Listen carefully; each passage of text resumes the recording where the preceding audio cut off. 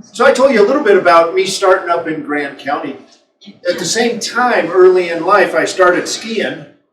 So like I say, I started skiing young. We think the left.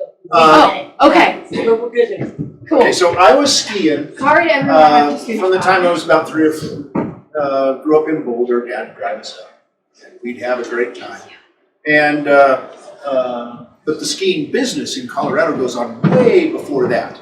This is where the trains start to come into play. Because in the early 1900s, people would go to Hot Sulphur Springs for the winter carnivals.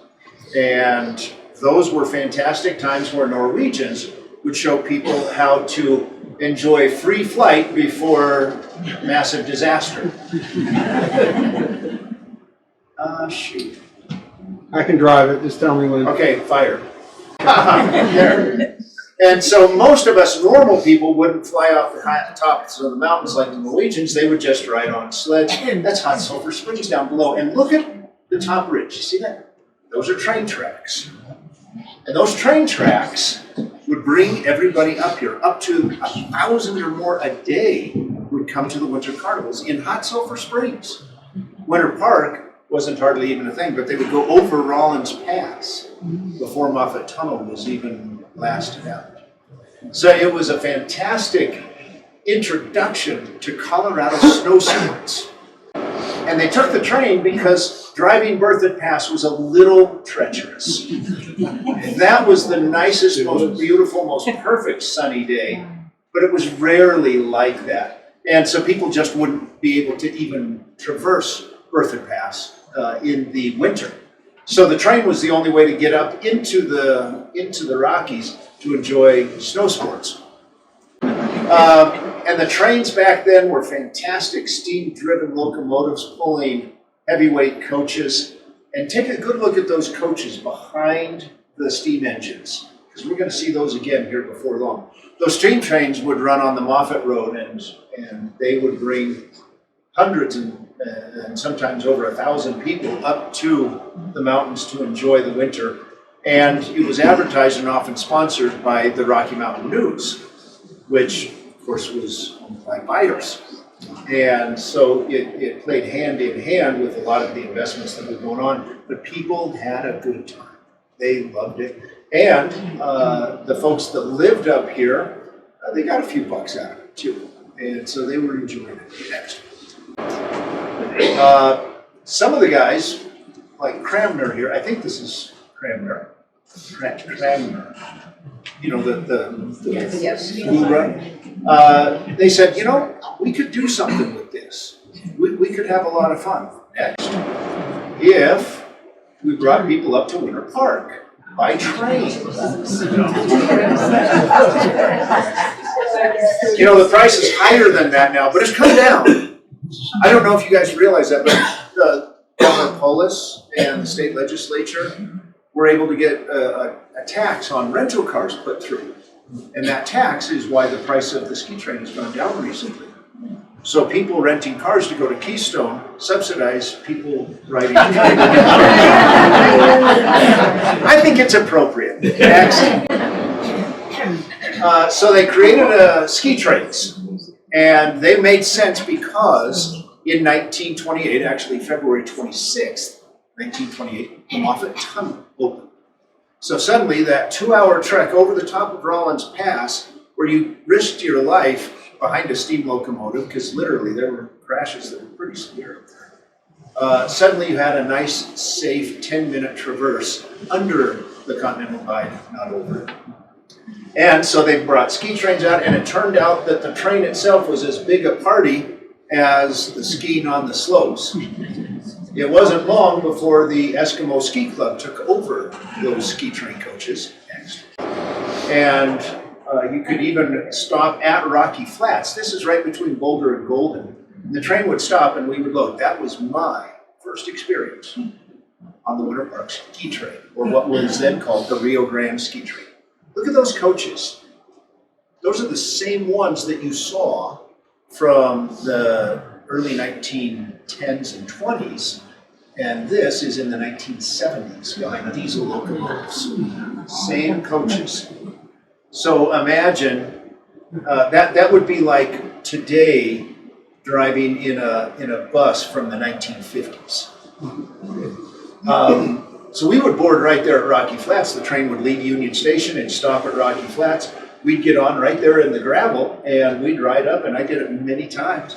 Had a great time. Part of the Christie Cat Ski Club, not the Eskimo Ski Club, but a very similar idea. And everything was great up until, I think it was the early 80s when a 12-year-old got off the train but was supposed to have gone to Union Station and was left there on the highway. Well, I would have said, what a dumb kid. But of course the railroad said, no, we better not do that anymore. And thus ended the Rocky Flats station for the ski train. I will have more to say about that here shortly. Next. And then once you get up to the slopes, things were absolutely fantastic. You get off literally 50 steps away from the chairlifts. Back then, it was only chairlifts. And you would ski all day. Most of us packed our own lunch. Snowasis had opened by the time I was up there, but it was kind of for those highfalutin guys. But I learned to ski right there on Lower Parkway. And the very first run that I took all the way down from top to bottom was Turnpike. And the trouble with me was that once I would get onto Parkway, if there was a train going by, I would always crash because I was distracted.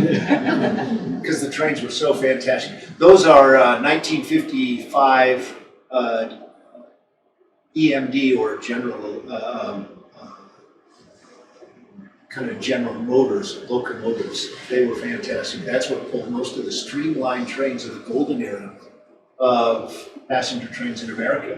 And there you see the ski train behind the freight train, and those are those same old heavyweight coaches that made up the ski train service for decades. Next. As the ski train moved into the 70s and 80s, it wasn't just Eskimo ski clubs. People were finding out that the traffic was a nightmare, even after Interstate 70 had been constructed. And the ski train was just so pleasant in somewhere around 95 to 110 minutes. You could be from downtown Denver to be buckled into your skis. Olin Mark IV's cable. And so they had to separate the train. They put the kids in several cars, and then they kept a couple of cars back for grown-ups and adults.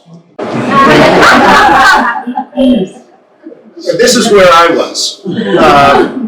I don't think I was in that particular picture, but it was just that kind of experience. And then, of course, we'd get up here, and our ski instructors would be there, and we'd all go around in a little platoon. I remember one day I was with my sisters and our friends, the Austins, and we're standing there, and we had sidestepped up the hill, and it was one of our very first times. And I already knew how to ski, and I was kind of bothered that I had to stay with my sisters, but my parents made me. And then I heard my friend Stacy Austin say, "Help, Brad." And I looked behind me, and she's going backwards down. But the ski train ride made it worth it. It was all right. And I just was in heaven. I loved those trains. I loved riding trains. And there was no way to stop what was inevitably going to become my life's pursuit. Well, did you get your friend? No, I let her go. Oh.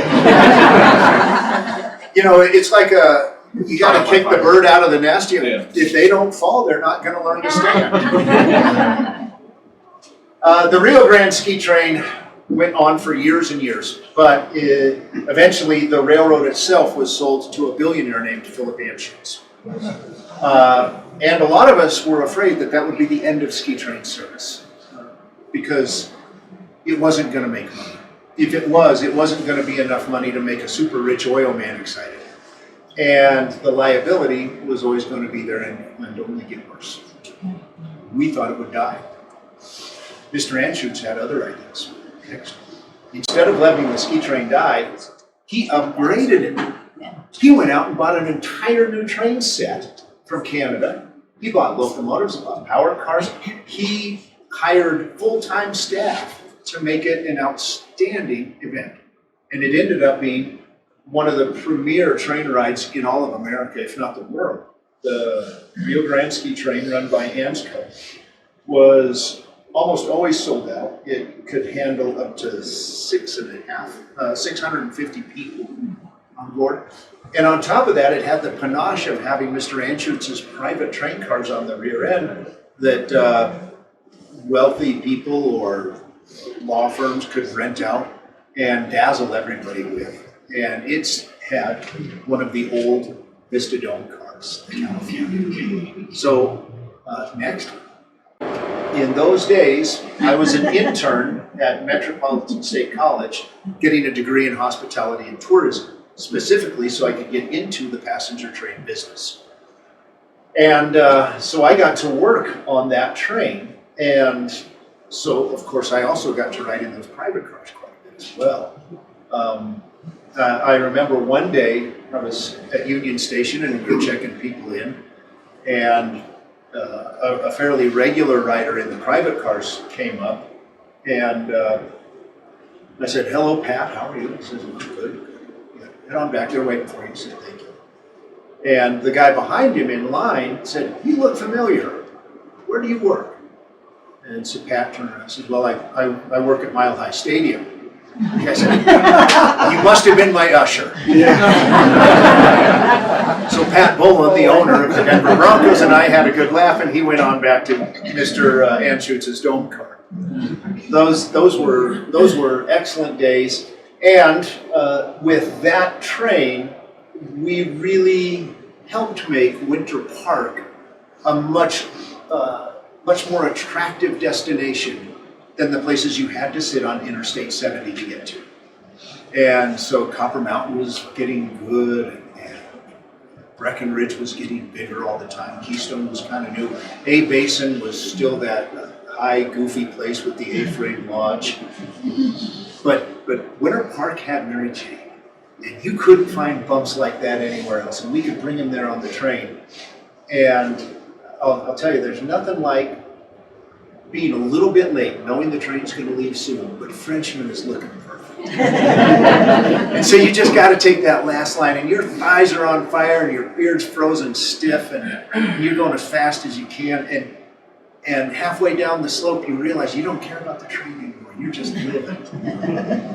And then you race as fast as you can. You hope you make it to the train on time.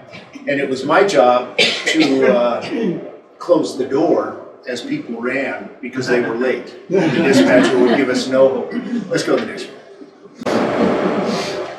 That Rio Grande ski train that Mr. Anschutz ran worked beautifully from the late 80s right up until 2009. And in 2009, Denver Union Station was being completely renovated. Because of that, there were no more tracks at Denver Union Station. Amtrak was using a former light bulb warehouse as their depot with one track. That track was too short for Mr. Anschutz's train. The political leaders of Denver didn't seem interested in helping him find a station with a track. Politics got in the way. But there were other bigger problems. The cost of liability insurance went from having a couple of $100,000 worth of coverage to requiring more than $20 million in coverage. So the premiums went through the roof. The train itself, even though he had bought it used, because of course nobody really makes train sets at that time. They were starting to do it again now, but the train was going to require a whole new set of wheel axles. Each axle on a train at that time cost $15,000. It's now well north of $20,000 just for one axle. And there's 4 on every train car. The windows were going to need to be replaced to be up to Federal Railroad Administration standards, etc. See, he decided to cut bait, sold the train, closed the service. 2009 it ended. And we had lost something very, very precious. By then, my own story, I was working for Amtrak on the California Zephyr out of Denver. And Amtrak did not operate the ski train, so I was not involved in those last years. But I knew everybody who was, and they were still good friends, and we would talk a lot, and we'd see each other at the station a bunch. And then I watched them leave. I got sick of that. So, when Denver Union Station was finished, being renovated, I was thinking to myself, we could run a ski train again. And my good friend Bob Brewster wrote an article in the Colerail newsletter. Has anybody ever heard of Colerail? Yeah, it's a great, great organization. They're the advocacy group for passenger rail service in Colorado. And so Bob wrote this article, I read it. It said Amtrak should pick up ski trains and run them. And Barbara, I don't know if you remember this. That night, I started writing a business plan. And that morning, I had a business plan the next morning. And took it to some friends, and we refined it a bit. Took it to some Amtrak officials, and one of them, Joy Smith, said, "You got something here. Look at the numbers. Look at we could make money." No, Amtrak doesn't make money. We could make money on this train. Yeah, I really can. She said, "Don't tell Boardman." Joe Boardman was the president of Amtrak at the time. And I'm just a conductor. I don't ever get to meet Joe Boardman. But I said, all right, I won't tell him. So we started. I'm here everywhere, No, sorry. you were scaring me. I mean, it's a museum, but ghosts are coming. Sorry. So we started talking to some executives around the Amtrak circles, making sure that we didn't go above the vice president level. And we were able to get some excitement from Amtrak, but nothing mattered at all if Grand County wasn't on board. And so I called up the 800 number to Winter Park Ski Resort, and the switchboard answered. I said, "Who can I talk to who's really important and can make big decisions?" I said, "What, do you want to buy a season pass?" I said, No, I think we could run a train. They said, "Well, hold on. I'll see if I can get somebody to call you." I thought, "Oh, shit. Okay, thank you." A few minutes later, the phone rang. Guy picks up and says, "Hi, Brad." I said, "My name's Gary DeFranch." Gary is the CEO of Winter Park at the time. And he said, "Tell me what's going on." And so I told him about the business plan. And he said, "Well, we should have done this long ago. Let's get it done. Come on up, let's have a talk." And so we had a talk, and we finished the business plan with a few more refinements. Brought a whole bunch of Amtrak executives out to Denver. We rode the California Zephyr up to the resort. Had a bus take us from Fraser, because we weren't allowed to let people off on the gravel at Winter Park anymore. So we came down to Fraser, got them off, bussed them up. The resort put on a wine and dine like few people have ever had. Gondola up to Sunspot. The higher you were on the Amtrak pecking order, the closer you were to the big window for lunch. And the best chefs that they had were there. And then we sat down in the boardroom, and I gave them a presentation, not a whole lot different than this. And we got all done, and they said, "Well, we might be able to do this." And then I got a call a couple of weeks later that said, "Let's give a practice run." And I knew the answer. Then I knew we were there. And we were going to get ski train service back. Ski train service that ran from 1940 to 2009 uninterrupted. And now we were finally going to, well, of course there was World War II, but we were going to get to give it a try again. So we got the nicest locomotive we had, the Veterans Memorial Locomotive P42, 4,200 horsepower per engine, by the way. If anybody's interested, it's got 16 cylinders, 664 cubic inches of displacement per cylinder. When you hear that grumble going by, that's what you're hearing. Gary pulled out all the stops, put out all these beautiful flags, had everybody on staff out there for us. But we didn't know for sure that it would sell, so we had no budget for marketing whatsoever. Made a call to National Public Radio, NPR, said, could you make a spot? We're going to run a special on Saturday, March 17th. I said, all right. They did that. It was March 15th. Anyway, they made the radio spot. The phone lines exploded, and in less than 2 hours, it was sold out. So we thought, well, we better do another. So we'll do it the Sunday after. So that'll be our second day. So then NPR came on again, no advertising, no posters, nothing. They came on and said, yeah, Amtrak's going to run a second ski train. And that one took 3 hours to sell. So we were a little bummed with 3 hours. The point is, both trains absolutely sold out. We ran them. I poured myself into it as the conductor to make sure that the operations would be perfect. Had a tremendous amount of help from everybody at Amtrak. And by then, President Joe Boardman had heard about it. He said, what do you mean, you're running a ski train? Yeah, we already signed the papers. Who? Well, Hardison did. Vice President, appointed by a different guy. So it was too late. The ink was on the line. Hardison retired like 3 months later. Boardman had to take it. So he sent his guy out to watch us do the demonstration runs. And after that, they said, wow, you really do have something. And you know what makes it? I said, what? I mean, it's the same train as we've got on every other train. It's the destination. It's bringing people, it does what trains do best. You take people from a large population base to somewhere that a lot of people want to go, and they want to all get there at the exact same time. Well, that's a ski resort. That's a football game. That's a big event. And the resort itself has all the amenities you need, except for that right there.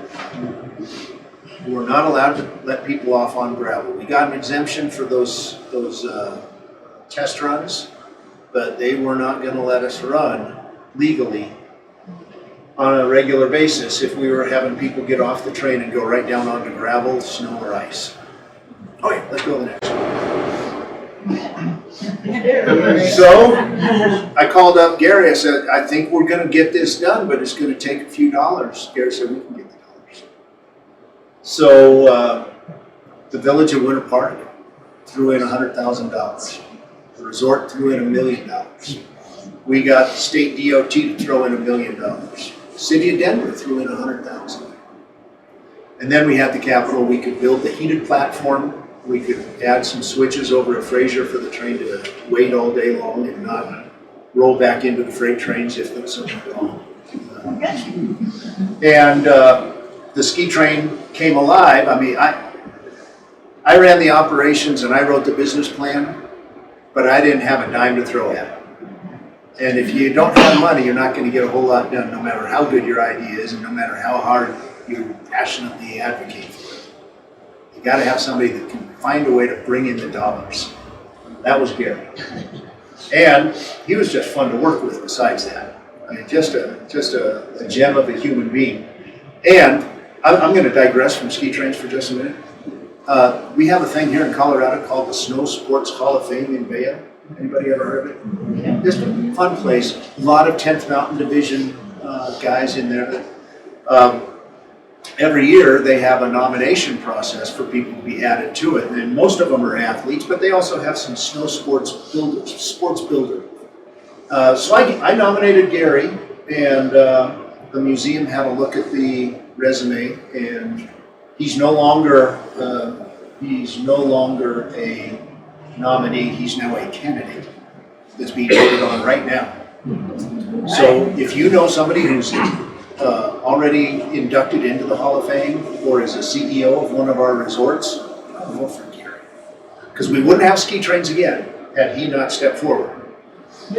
On top of that, he was instrumental in the Sports Center for the Disabled there at the NSCD. He was also instrumental in getting Winter Park to go from chairlifts to having a gunboat. The village wouldn't exist without him. A lot of good things happened under his watch. It built the sport, and it made an awful lot of us, brought an awful lot of us joy. And the neat thing about the ski train is that it brought all those people up and it gave all those people joy, and then they left. And they didn't clog the road one bit. Let's go to the next one. So we built that platform. I'm sorry this picture is a little fuzzy, but that heated platform is the highest platform in the United States of America, and it's also the hottest platform in America. And that has worked beautifully, and shoot, we're almost a decade down the road, aren't we? 2017. Yeah, let's go to the next. This is what it looks like inside those coaches. It's got more space than a first-class airline ticket. And we can have the seats face each other for people that want to look at the people we're traveling with. And if you don't, we can spin them back. So it's a pretty comfortable ride. And then, of course, we have the lounge car where all kinds of wonderful things are sold, and they have the wraparound windows. Not quite as nice as the old California Zephyr or Rio Grande Zephyr with the dome cars where you can look forward. It's pretty good. It's pretty good. Let's go to the next. That's what we look like. That's the glory of Amtrak's Winter Park Express. And that picture there has done an amazing thing. It's motivated people from places like Atlanta and Dallas and New York City to fly into Denver, not rent a car, stay in a hotel right next to the station and ride that train up to the resort, have a great couple of days of skiing, and then ride that train back. And it has brought in a tremendous amount of tourism dollars from out of state that help us be able to keep our state a great place without filling up the highway, without polluting the air to any large degree. We get about a little over 600 passenger miles per gallon of fuel. So it's not a lot of pollution per person. Let's go to the next. These are the people that make it happen. And this is a very historical picture. When Mr. Anschutz bought the ski train and had it run, he started with this guy right here, Craig Mize. That gentleman was the guy who not only took that brand new train that was, well, that used train that was bought from Canada and turned it into a world-class service, but he made sure that every detail was perfect right up until the last passenger got off the train at the end of the day. Attention to detail is what he was great at. Next guy is his son. This guy here is Jim Bain. When Craig stepped down, Jim took over. That was in the late 90s, I believe. And then Jim Bain ran the ski train until its demise in 2009. And then he retired. I started in 2015 with the special run, and then I retired in 1994. And by the way, retirement's really good. But 2024, did I say 1924? Remind me to talk to that memory specialist. This guy here, Antonio Fisher, he's one of the conductors on the train now, and is following in the tradition of wanting absolute as good as we can possibly make it. Focus on the details. Hold on. And Antonio will be with the company for a little while longer, and then this guy will be the conductor here probably in about 20 years. I want to tell you a story about this guy right here. That's Sean Flannery. Sean started riding the ski train like I did as a youngster, and he started selling candy out of a suitcase on the track. He made a bunch of money.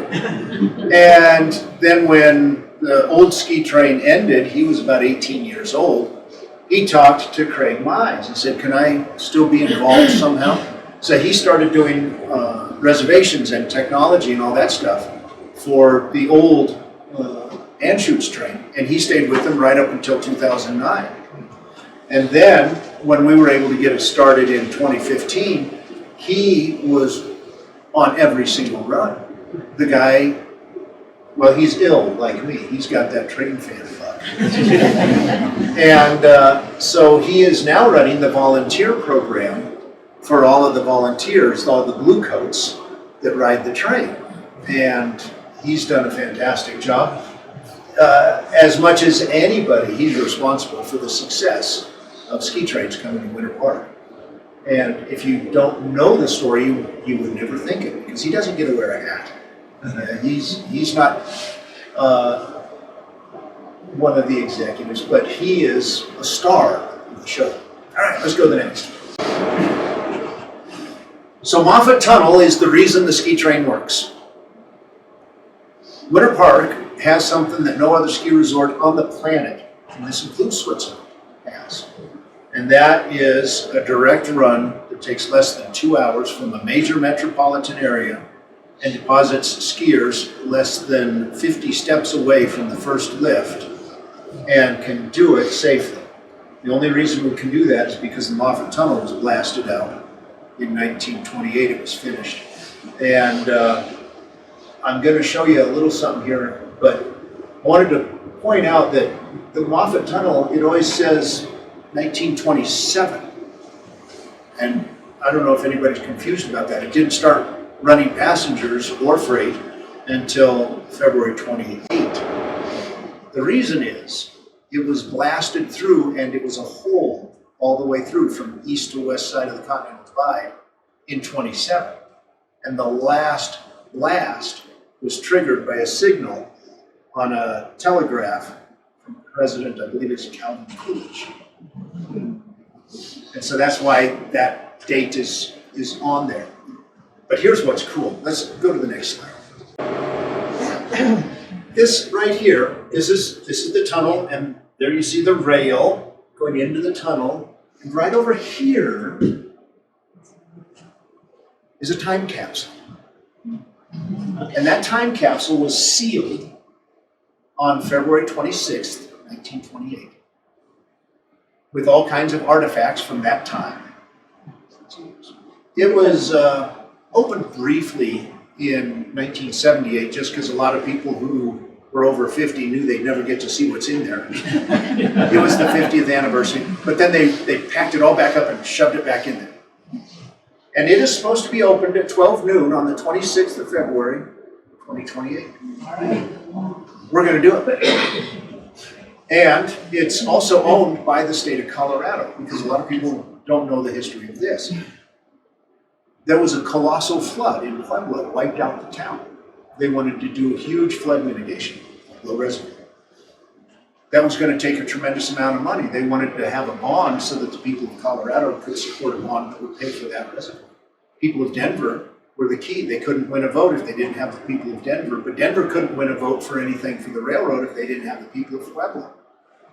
And so they did a bond where both were combined together, and the Moffett Tunnel Commission was created because of the vote that said, yes, let's support the bonds to dig the Main Range Tunnel and water project, and also work on the mitigation in Pueblo.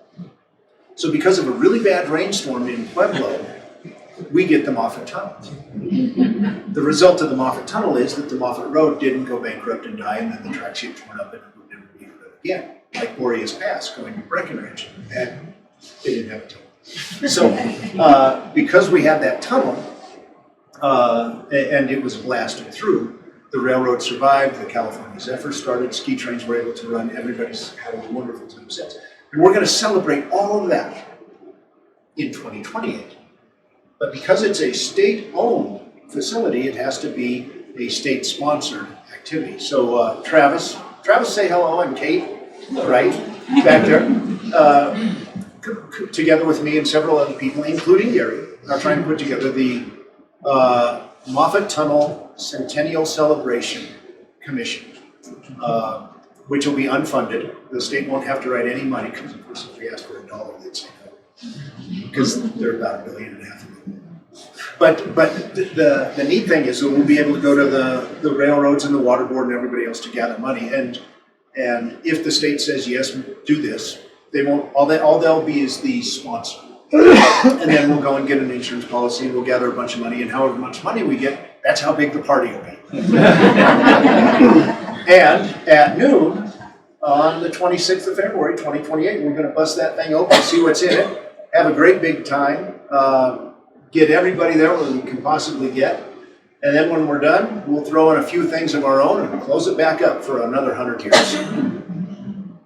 So that's gonna be a good time. I hope a lot of you will come on through. We're hoping to use the ski train to bring people from Grand County to the other side, to the east side where that is. Yeah, that's the east side. Let's go to the next picture. So let's talk a little bit about the future up here. We're working on Western Rail. Right now, the governor is interested in running a train to Craig, Colorado from Denver. That would be all right. That'd be okay. There are several of us, and myself included, that are advocating that we use the rail up here in the mountains, certainly to bring tourism from the more populated areas up here without using cars. We love that. But we also see a huge need for places like Winter Park to be able to get people who want to work in the tourism areas to be able to own a home, to be able to live in a place where it doesn't cost $1.25 million to buy a condominium that then needs $800 a month in homeowners dues. If you're a ski patroller or an entrepreneur trying to run a waffle shack, by the way, those are so good. Man. Anyway, we'd like to be able to use the rail to be able to let them live a little further afield without risking their life on frozen Highway 40 every day. So if we ran these cute little battery-powered trains on the track, we could start perhaps in Kremlin and make multiple stops in Hot Sulphur and Granby and get people to the resort by 8 a.m. where they could get off on that heated, beautiful platform and be at work before the tourists show up. And then we take them back that evening. And the parking would be freed up there at the resort as well. We think that would be a tremendous use of passenger rail, not just here, but also between Craig and Oak Creek through Steamboat Springs.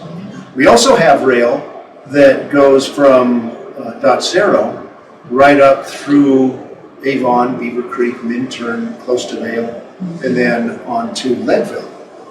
Well, buying a place in Dotsero, that's doable for a person that makes a working class wage. Living in Beaver Creek, that's much. My good friend Harry Safster, who's also a Colorado member, fantastic guy, was a volunteer at Winter Park for years and years, park host, and helped tremendously on the ski train. He's got this fantastic condominium in Winter Park, just across Highway 40 from the resort. And, you know, the unavoidable truth, he's getting too old. And so he and his wife are getting a retirement community, and they're going to sell the condo. I said, oh, finally, all right, I'll buy it. He said, $1.25 million. I said, okay, I'm not going to. I had no idea. I guess I had some idea, but I didn't know it was that high. And we're not talking about a ski in, ski out. And he's going to get it. He's going to get it from somebody who's investing in it who doesn't live here year round. And so we think rail can really help folks who want to live here year round, who want to work at the resorts, but don't want to have to drive Highway 40, especially Highway 70. I mean, good grief, there are some lift operators that live in Golden and drive up every day because of the housing. We think rail can help. Let's go to the next slide. I'm sorry about the quality of this slide. This is pretty cool. Another thing we'd like to do with rail is decrease traffic, especially on I-70. And one of the ways I believe we can do that is by taking semi-trucks, the whole rig, have it drive onto a flatbed train in Grand Junction, traverse the entire Rocky Mountains, and then east of Pena Boulevard, so out by the airport in Denver, have another terminal where those trucks then drive off those flatbed trains and either do whatever they're doing in Denver or keep going east to Flatland. Why would anybody live there? We could get over 1,000 semis a day off the highway in the Rockies. The cost would be substantially lower than straightening out one curve, Floyd Hill. And it would be self-sufficient. Once the capital is invested, the fee the truckers pay would cover the cost of the capital and operations. But here's where it really gets exciting.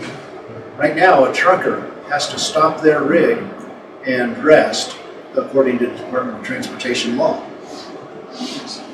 This would allow that trucker to start on the West Coast, make it to Grand Junction on one shift, drive onto the train, go up into a sleeping car at the front of the train, fall asleep, get a full 8 hours of rest while still making money logging miles crossing the Rockies.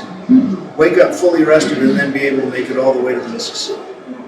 One driver, West Coast to the Mississippi, uninterrupted. That's money. And that's the kind of service we could provide if we can get the capital to do it. The railroad itself is risk averse. They don't have to do it. They've already got some oil trains. They're not going to do it on their own. The state of Colorado would have to jump in and throw up the capital. I believe that it could be a bond, kind of like the way we built Moffett Tunnel, which basically means the taxpayers are co-signers on the note. And then the operation has to cover the cost of servicing down that debt and the operations. Moffett Tunnel did that just fine, and it's now completely paid off and owned by the state. We could do the same thing with the truck-by-train rail bridge over the Rockies. So I'm working on that. All we need is a friendly legislator who can say, oh yeah, I'll back that up. We've got a couple that are interested. This year, everything was so tight that nobody wanted to throw out their name on it yet. I believe they will. It's done in my wife's home country of Austria, very successful, where trucks going from Munich to Milan go right through Austria and wipe out their highways. So now, all these trucks going from Munich to Milan are on a train, and the highway doesn't get destroyed, and it's not congested. That's what we're looking to do. So, rail's got a great history. Rail's got a very exciting and fun present. But more than that, we've got a glorious future waiting for us. And it's going to be fun to watch it all happen. It's especially fun to ride it today. And I think that it's an absolutely worthy cause to preserve the memory, like the Grand County Historical Association does, with especially with the museum down in Hot Sulphur, with the snowplow. See the snowplow? Go climb on the snowplow. That's good fun. Don't climb on the snowplow. But give us money and then you can climb on the snowplow. I don't know if I have any more slides. Let's go one more. Oh yeah. Bye-bye. That was the end of the show for me, running on the train. And I tell you what, my last day of running the California Zephyr was really bittersweet. Of course, whenever you leave in something you've done for decades, it's a little bit hard. But we were going around where you can look down into the valley and then up onto Gross Reservoir Dam, right at Gross Dam Road. And we're rolling along, and my family's on the train, and all kinds of friends, and we're having a great time. And I'm still the conductor. I'm still technically in charge and liable for the lives of the 250 people aboard. But the engineer calls back. He says, "Hey, Brad, there's a ton of people out here." I said, "Well, stop the train." And I never stop the train, ever. On-time performance, meaning I'm fighting for it every day. But no, today we're going to stop the train. I got out, and it was all all of my friends from church that they had all come out with balloons and signs saying, and I'll tell you what, that was that was an experience you can't replicate. And so that was an appropriate way to call it a day. And now I have the pleasure of advocating without having to worry about irritating any of my bosses like Joe Boardman ever again. And that's all I got. Thank you for coming.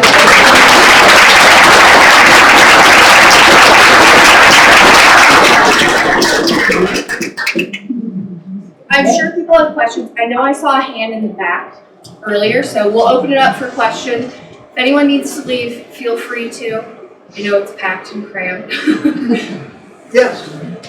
So, if you're going to put semis on the trains, Yeah.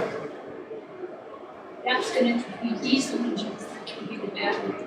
No, that would be diesel engines that would pull the trains. Probably about 1/10 of the emissions of all of those trucks going up and down Vale Pass, Eisenhower Tunnel. And then none of those trucks will go racing down the Schlitterbahn, which is a German word, as you go down by Genesee. But the battery operated cars are going to be perfect for transporting tourists. Yes, because they're very lightweight and very quick, and with the battery technology that we've got today, there's no reason to have to burn fossil fuel, especially when you're only going 20 or 30 miles. If we were trying to go across the country, that would take a tremendous amount of infrastructure. But the new, and the cars that you saw, if we backed up a couple of pictures, do you know how to back up? You can get a try. Do you have one? I think it just I wasn't do. turned on. It'll turn on. No luck, sorry. Hey, there's a blue light. I'm not qualified for backing up.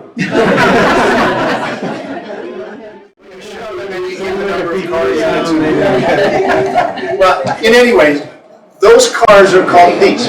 So these are Stadler cars. They're actually German, but they're assembled in Salt Lake City. And they're battery electric, and the technology of the lithium-ion batteries are so good now that they have no trouble doing 100 miles on a charge. And so you charge them up, you have 2 or 3 sets, you get to the end, you plug in, an hour later you go the other direction. I mean, it's a different world now. I drove over Berthoud Pass from Golden, which is where our home is, in an electric car and didn't even think about it. I mean, it's to that point now where we don't have to burn fossil fuel unless, of course, it's cold to fire the power plant to charge the car. But even that's upgrading. Yes.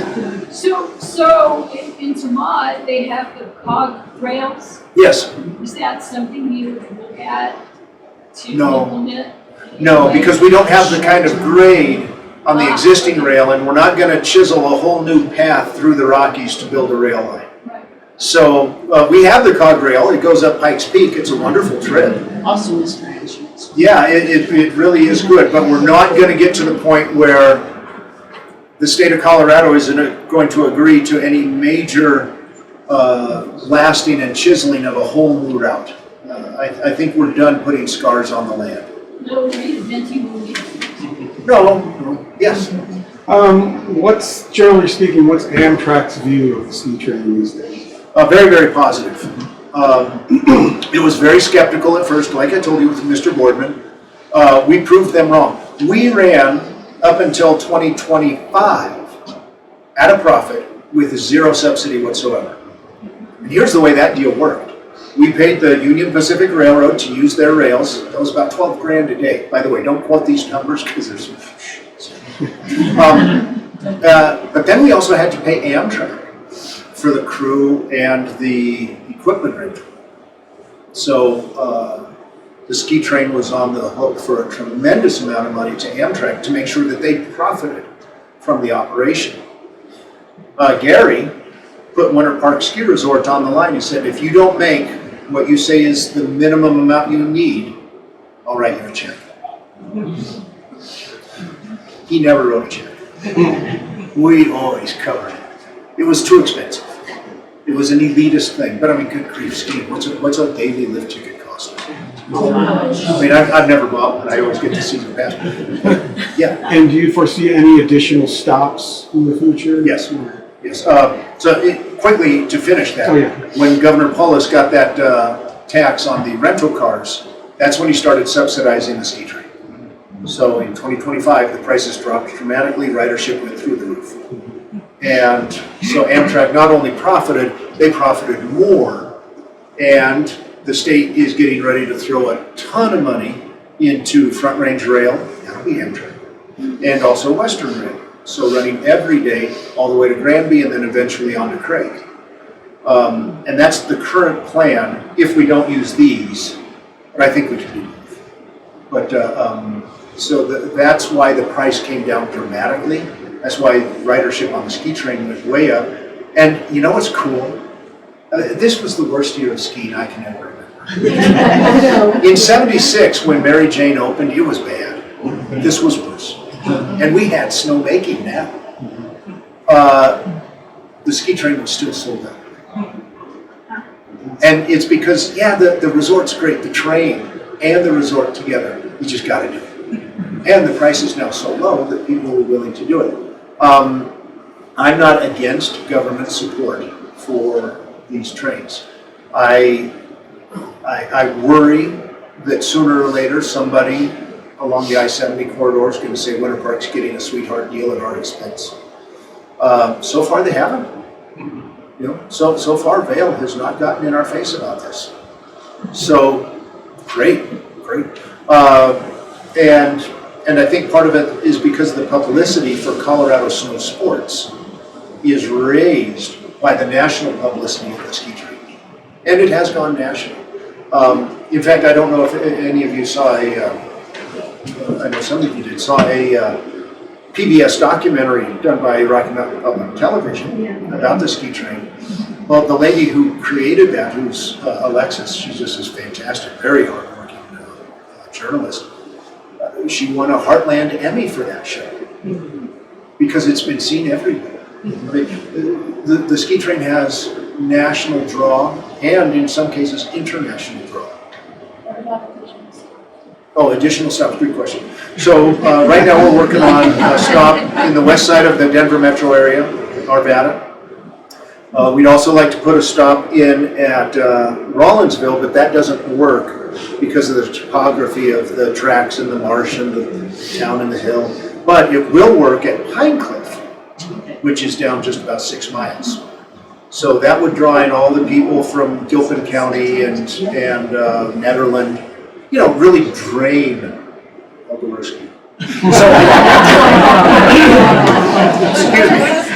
So that's an option. On this side, of course, Winter Park Ski Resort, but still seasonal, opening up, you know, the trains would stop, of course, during the entire ski season, and then for bicycle season as well, and then probably not stop during mud months. But Fraser, Granby, looking at doing a stop in Bond or Kremling. Kremling would be nice because then we could give people a bus connection to Summit County. I think it would be kind of a convoluted way to get to Summit County myself. But if we did Bond, then that would be a quick over the top to you know, the Eagle River Valley. And then if we can do these kind of trains, then of course we'd have Dotsero, Wolcott, Avon, right on up, Minturn. Yes? To what extent would we be competing with oil trains? I see more and more oil cars going through. I know you've talked a little bit, I've seen some articles where you mentioned that. Will there be competition for rail space, or is there enough space on the rails for this? Technically, right now, we could do all of it with the oil trains. Okay. My problem with the oil trains is the environmental risk that we're taking, which is off the charts. The Colorado River supplies the primary source of water to 44 million people. And when I say the Colorado River, I'm talking about everything from the upper Fraser, Dillon, everything. And if an oil train goes off the rails, and they go off the rails often, and it's in the wrong place, like Byers Canyon or Gore Canyon, those tank cars, which are very robust, will rupture. You cannot bounce down 80 feet of granite jagged rock with 30,000 gallons of crude oil and not pop. And that crude oil, although it's heavy, waxy stuff from the Vernal Valley in eastern Utah, it's still going to contaminate that water. And that water is going to be contaminated. It'll take months, if not years, to clean up. And so the next oil train that crashes and ruptures into that river is going to be Exxon and Valdez on steroids. If it happens on the other side, it'll go into South Boulder Creek, and that'll wipe out the entire north metro areas of drinking water. So I think those oil trains, instead of going from Vernal by truck down to Wellington, Utah, loaded onto the trains and then going through the canyons of Colorado, I think they should truck them from Vernal north to Rock Springs, Wyoming, and go across the prairie of Wyoming, where if they do have a crash, you'll have a greasy spot on the ground. You won't have 44 million people without drinking water. It seems wiser, but the investment's already been made to go this route, and so getting it to change would literally take an act of Congress, which isn't out of line. It's not impossible, but it would be very, very difficult. Those oil trains aren't going to stop us from being able to do passenger trains. The problem with the oil trains is that they are a problem for the environment. Yeah, good question, great question. Yeah. What do you do all day in Fraser while the ski train's sitting there? Well, that's a good question. So, first of all, we have to put the locomotives on the other end of the train, so that takes about 45 minutes to an hour. Okay. Uncouple, we pull the train into the siding, we chop off the engines, run the engines out onto the main line, go up the other direction, and then back into the train, rehook up, and then do all of our brake tests and make sure that the train won't roll away and kill people. And then, when we get done with that, we have to take 4 hours where we're off the clock to have what's called a split shift. One shift in the morning, one shift at night. The total can't be 12. It can't be more than 12 hours. So those 4 hours in the middle that we're required to take off are ours to do with as we wish. So we can go to the depot where there's a little rest area. It's not even a depot, the waiting room. Right. There's a back room where we've got some lazy boy chairs and things like that. But nobody likes to do that. I've had an awful lot of the blueberry pancakes at Sharky's. We did have one fella who worked several years ago, and Jersey. He's a fellow from Poland, and he was one of our bartenders, and he made a very close friend up here.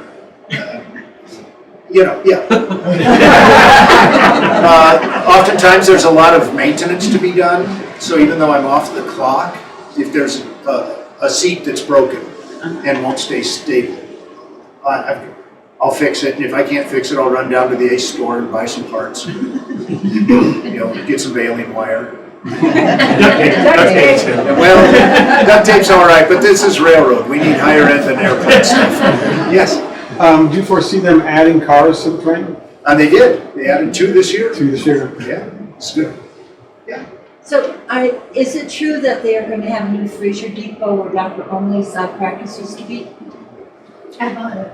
I have heard the rumor, and I've seen them actually go out there with surveying stakes. I have learned with the railroad that when they tell us that they're going to do something, plan on it, and plan on it not happening as well. But it's possible, and I would encourage it, but dollars will always determine what's done. I was going to add to your thing about what they do, what the staff does when the train is marked. I ran into one of the volunteers on the train at the resort one day, and he said, what they do sometimes is they go to the rec center, play ping pong or basketball, and he was also asking about the restaurants and what restaurants are open for lunch. In Winter Park and Fraser and things like that, so they find things to do. And that brings up a good point. There's two levels of staff on the train. There's the railroad staff that does the locomotives and all that, and we're down in Fraser. There's also the volunteer staff from Colorado, one for each car, to help with getting skis on and off the train and the hospitality of telling people what to expect, where they are, all that. And those volunteers are what you're talking about. Those are the blue coats. And they get off at the resort. And so they've got all day, and most of them ski, because their deal is they get to ride the train for free, and they get a day pass on the lifts. So they ski free. So that's why they volunteer. And yeah, it's a great deal for a lot of people. There's a lot of people who would not choose to ski if they couldn't be a volunteer on the ski train. But I assume for the railroad staff, skiing is not probably an acceptable use of your time? I did it maybe twice. Yeah. If you got hurt, you're screwed, right? Well, yeah, if I get hurt, I get hurt. Okay, they gotta bring somebody up by bus. Put them in a van and drive them up to the train. But far more embarrassing than that would be to, have something go wrong. Let's say the lift buses broke down and I couldn't get back. Well, then I'm a really bad person. And so I usually stayed right there in Fraser. Sometimes I'd go up to the resort, but not very often. If I had some dignitaries on the train, I would meet them for lunch up at Sunspot. Just because they pay.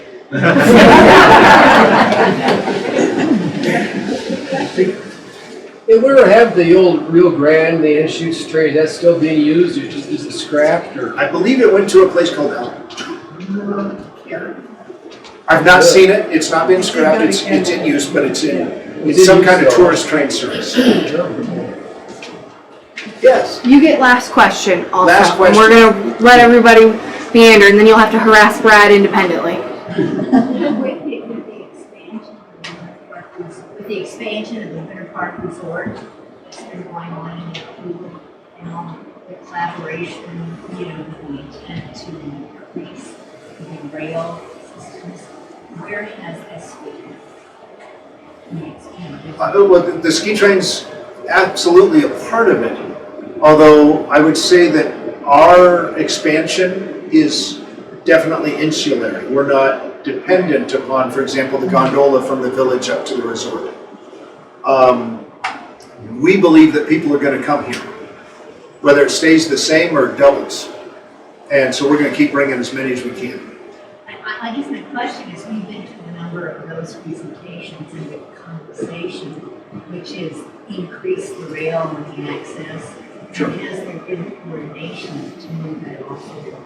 I know that the people that I know, and the guy I'm thinking of is James Flatham from the Western Rail Coalition,